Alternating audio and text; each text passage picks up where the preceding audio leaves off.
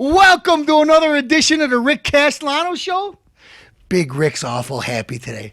Awful happy? You know what? Tonight's episode is called, whatever you want to say, things that Castellano like to see. And first of all, he'd like to see this diet ginger ale go down his belly. So excuse me a second. Delicious. That's a mite tasty. So tasty, I'm going to have another. Yes, sir, can I have another? Go ahead, Mr. Castellano. Drink away. Oh. It's brought to you by my favorite sponsor, Diet Ginger Ale by Great Granny. Alive and well, 105 years old. God bless her soul.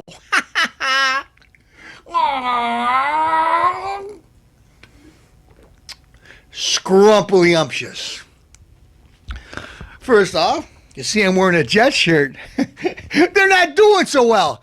Off season, New York teams. New York Giants wins the Super Bowl. What happens? Who gets all the limelight after the Super Bowl? The Jets. Why? They grabbed Tebow. Denver Broncos. Tebow, the Denver Broncos. Johnny Wellaway was never too happy with Tebow, even though they took him to the playoffs over in Denver. He said, this guy just isn't a quarterback. But what happened? They won a few games. How did they do it? Maybe because this guy's a winner. He gets people to play for him. Another quarterback that Castellano loves is brilliant, great quarterback, Peyton Manning. Peyton Manning, where did he go? Elway scooped him up, scooped him right up, brought him to Denver. Now, mind you, does Castellano think Peyton Manning's a good quarterback? One of his favorites. Castellano loves Peyton Manning. Brilliant, probably the smartest football player in the game. Smartest QB in the game, excuse me. Oh, they say Fitzpatrick, he's brilliant, he went to Yale. Just remembering law school facts. I'm talking about a quarterback that knows football. Peyton Manning, nobody knows more. But as far as playing and gets a team behind you, Peyton, over in Denver, with all the Denver players, they're all healthy now. The running backs are healthy. Defensive backs are healthy. Darius Thompson. These guys are healthy. Manning's got everything he wants. But guess what? They're 2-3. 2-3. And healthy Peyton Manning with a healthy Denver Broncos team that won to the Super Bowl, they're a measly 2-3. Tebow gets shipped over to the Jets. Hey, we're going to use him. First game of the season, Tebow and Sanchez together. Basically, Tebow's a decoy. They didn't know what the heck to expect. Sanchez looked like a star the first game of the season. A big time star. That was the last time he looked any good, was the first game of the season. Sanchez, even though I like you and the Jets, P.U. You stink. You stink. Now, folks, this might be dated. It may not be, but tonight's game, the Jets are playing. If Sanchez doesn't do good by halftime, they better get him the hell out of there because the season will be shot. They still got a chance in the AFC East because every team is mediocre right there. But if they let it sink any further, they're going to be out of it. So let's go with a winner. Let's go with Tebow. What would I do? Honestly, I'm a little biased, but I'll think like a true coach. I'll give Sanchez the halftime. He's doing terrible, very poorly other than his first game. If he's no good by halftime, I'm yanking him. I'm starting Tebow, and I'm going to put him in there and see what he could do because he can't do any worse than this guy. And Sanchez had a bad season before Tebow came here. And Denver, the Denver team, they're so great and muddy. They had so many great players. It's not Tebow, it's a Denver team. Without Tebow, they're 2-3. Okay? So maybe Castellano knows what he's talking about. And if I don't, let me have a little Diet Ginger Ale, and at least I'll feel it.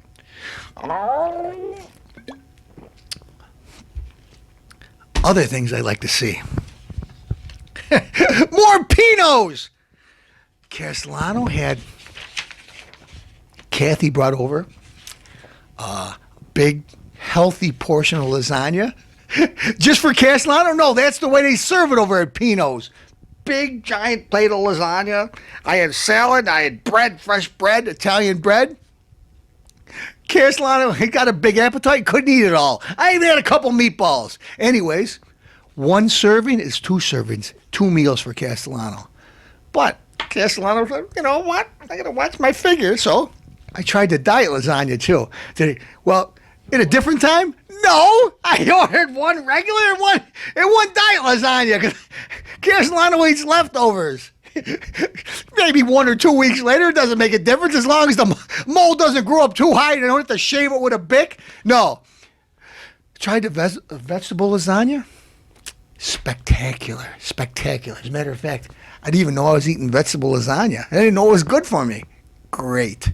Pino's, you got to call out, but there's one restaurant Castellano's been going to 3 weeks in a row. 3 weeks in a row. Sometimes 2 times in a row. Friday and Saturday. Yanni's restaurant.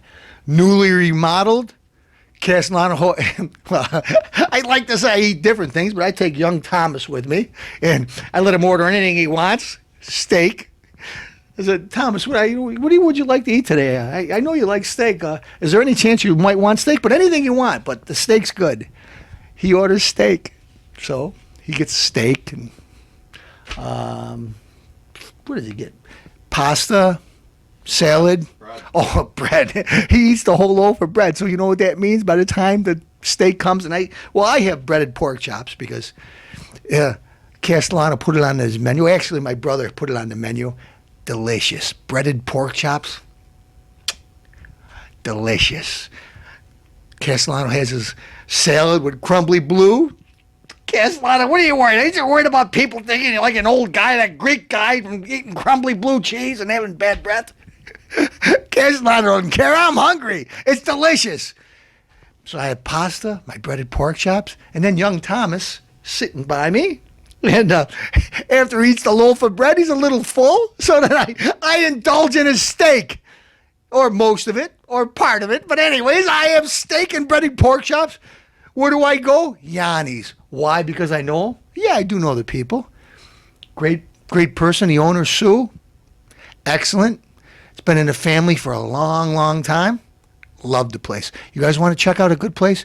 Go to Yanni's in Gates on Buffalo Road. Castellano won't lead you wrong. Pino's and Yanni's. I eat them both. But this is Italian food? Castellano, are you trying to say that you like Italian food? I love it. What do you think? Go over to Chili's or one of those places there and just going into the bathroom and the strange smells you smell in there? If it smells that bad in the bathroom, coming out, I don't know what it smells like coming in, but I'm not taking any chances. Anyway, let Castellano have another swig and we'll get on with the show. The producer says I'm drinking too much of this stuff. He's worried the caffeine's gonna bother me. Little does he know, great granny, she ages it. You might even see a celebrity over at Yanni's that was on the Castellano show. Yeah, believe me, if you see him and since I tell the celebrity that they want to hear me, they don't want to hear him in the background with his terrible jokes, I most will tell the truth. Yes, I do take the producer out to eat often.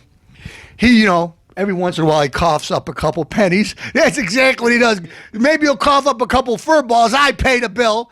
But in order for me to enjoy my meal, I say, waitress, I'll have a nice tall diet ginger ale. My son here will take a Diet Cola. And for the producer, he usually gets iced tea. Most places we go to, they charge every time he gets a glass of it. It costs me $40 just for iced teas. But anyway, ma'am, just one thing. That's all I ask. What's that, sir? What's that? Would you bring a bag to put over the producer's head so I can enjoy my meal? You think I don't say it? You people out there, I've been to enough restaurants. That's my main line, and I mean it.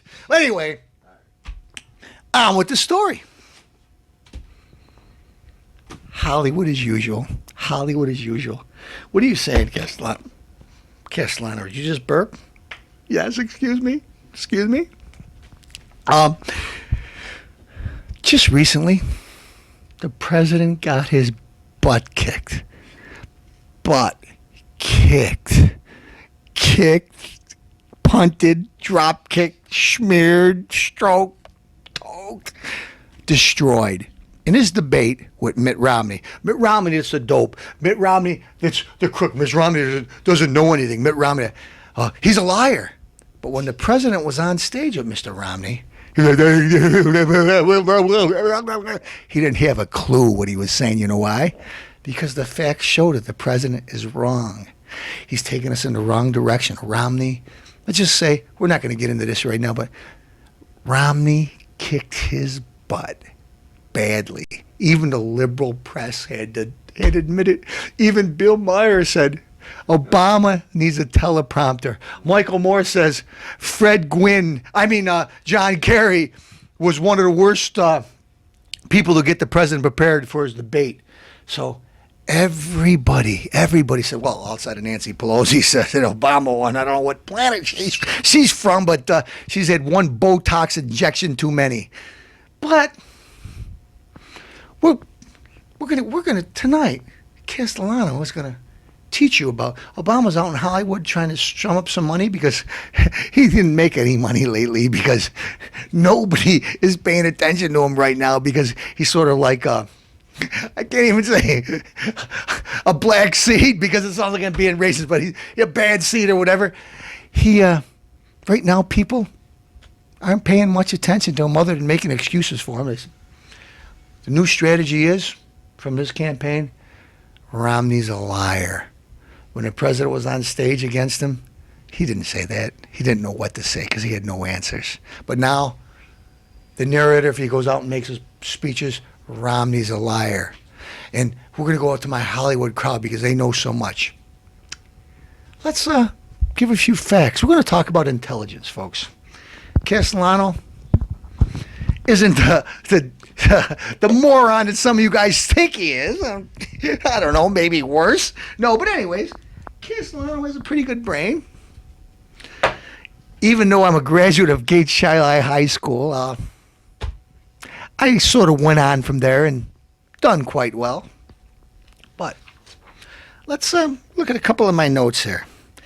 The Hollywood group is at it again, holding anti-war rallies, screaming about the Bush administration, running ads in major newspapers. Still, blame Bush, blame Bush, blame Bush. It's Bush's fault we're in a recession. Let's see. When Obama was running for office just 4 short years ago, four years already. It doesn't seem like already to me, folks. It feels like forever. But when he was running for office, he said, "You elect me President Dumbo. Rick, okay, I'm sorry.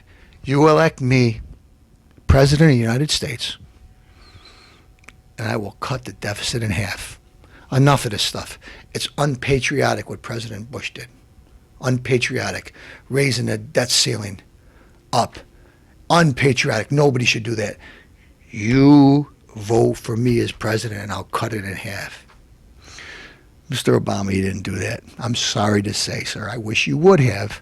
But you raised it. You more than doubled it. So you lied to us. But you and your friends say Bush is dumb. Republicans are dumb. Sarah Palin's dumb.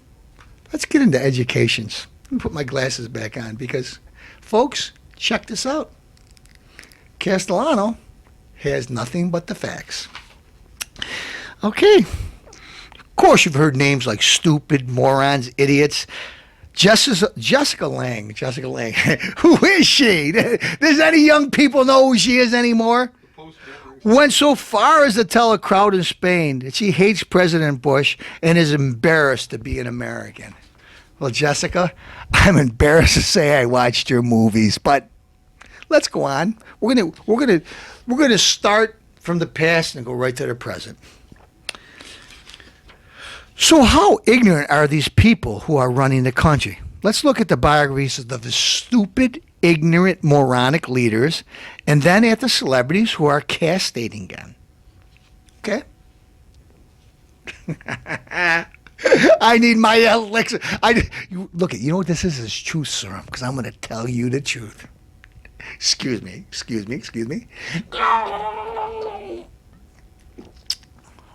This is so joyful. I can't wait to tell you this. Folks, I'm a fact machine.